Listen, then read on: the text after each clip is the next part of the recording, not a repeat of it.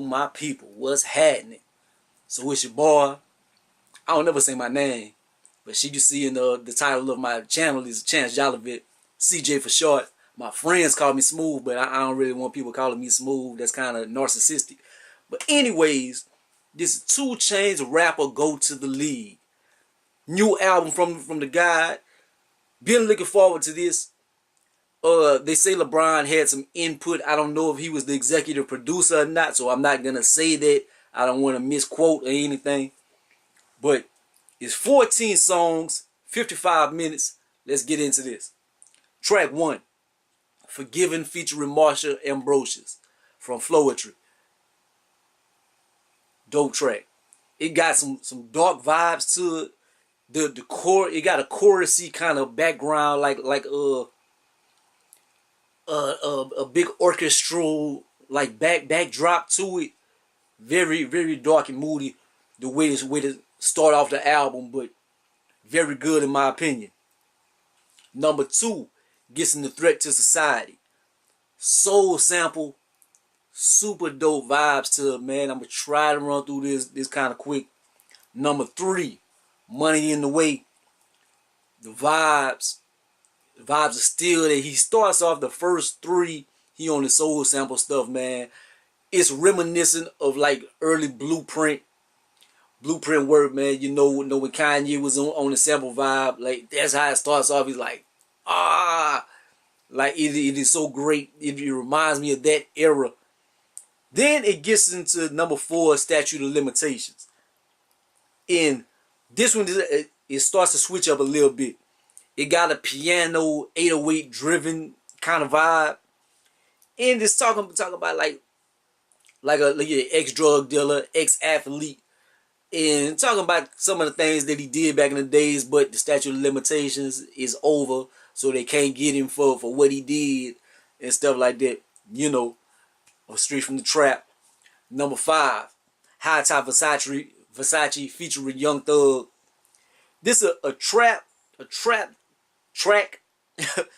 Nothing too deep with this one, man. Just something for the trunk, something that's gonna bang. And moving on. Number 6, Whip featuring Travis Scott. This beat is very unique. Like, I could be wrong, but I've never heard anything quite like this. Like, I'm not saying it's the greatest or anything, it's gonna start a new wave or something, but this beat is very individual. So I very much give props to him for picking this beat, rapping over it. It is something you don't hear this too often. Whenever you listen to it, you'll know what I'm talking about. Number 7, NCAA. It got a kind of a rock vibe to it, like a chanting type stuff. It's nothing too special. It's very simple, but it is a dope track.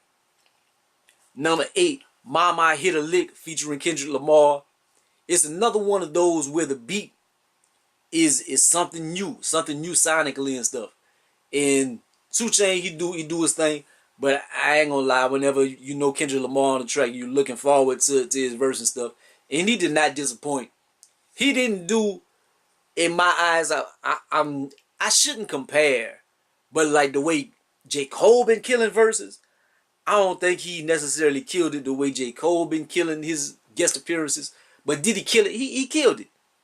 But he didn't drop, like with Kendrick Lamar type person, you expect like drop like 32 bars or something.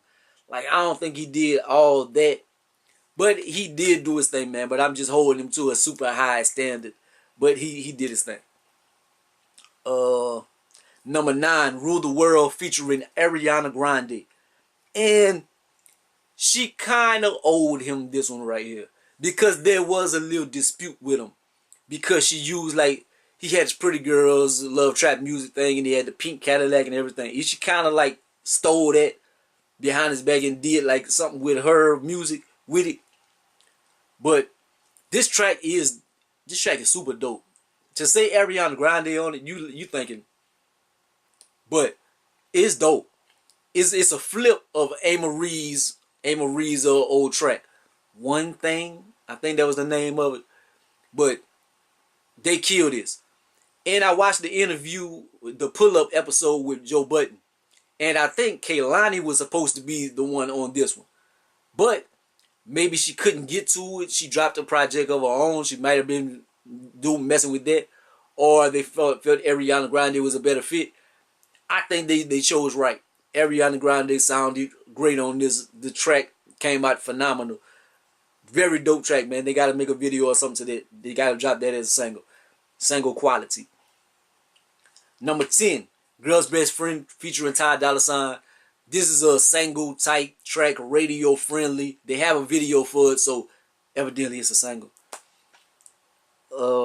Number 11, $2 Bill featuring Lil Wayne and E40. Sound like something Tiger would jump on right now, man. Like that beat is very, very West Coast, very Tiger-esque.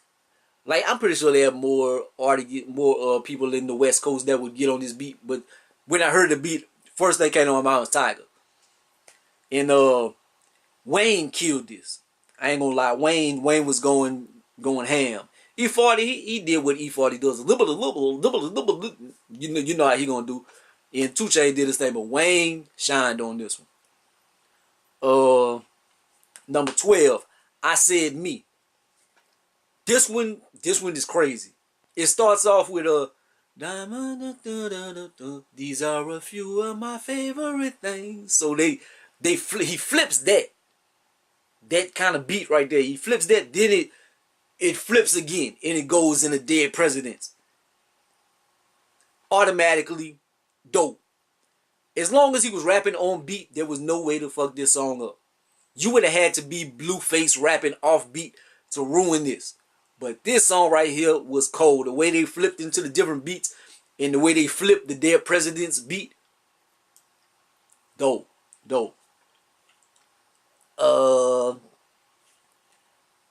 Number 13, I'm Not Crazy, Life Is, featuring Chance the Rapper and Kodak Black.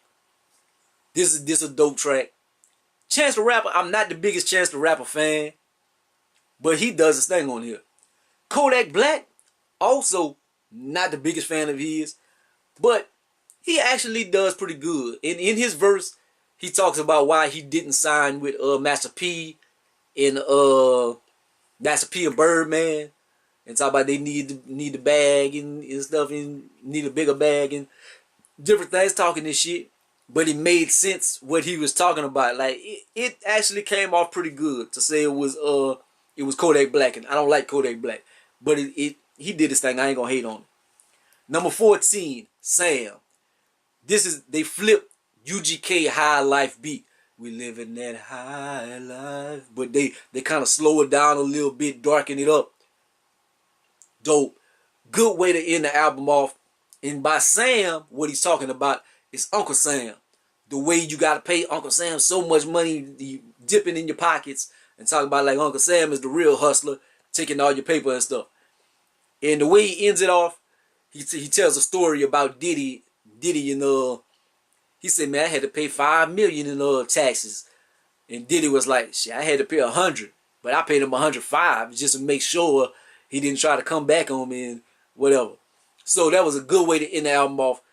Dope album, man. One of my favorite 2 Chainz albums. There wasn't anything that I really hated on here. There was a few that I loved. There a lot that I liked. So overall, I probably would give this. I would give this about an 8. I would give this about an 8, man. Will this make it to the whip? Definitely making it to the whip. I'm about to put this on my. Yeah, I'm old school. I'm about to put this on my iPod. So I plug it up and I'll be listening to this for a few days. If that Solange don't bump it off. About to check that Solange. I do a review on that as well. So stay tuned to the channel. Peep that out as well. Like, comment, subscribe. Gonna be the greatest and the most hated. Fuck with your boy. Peace out.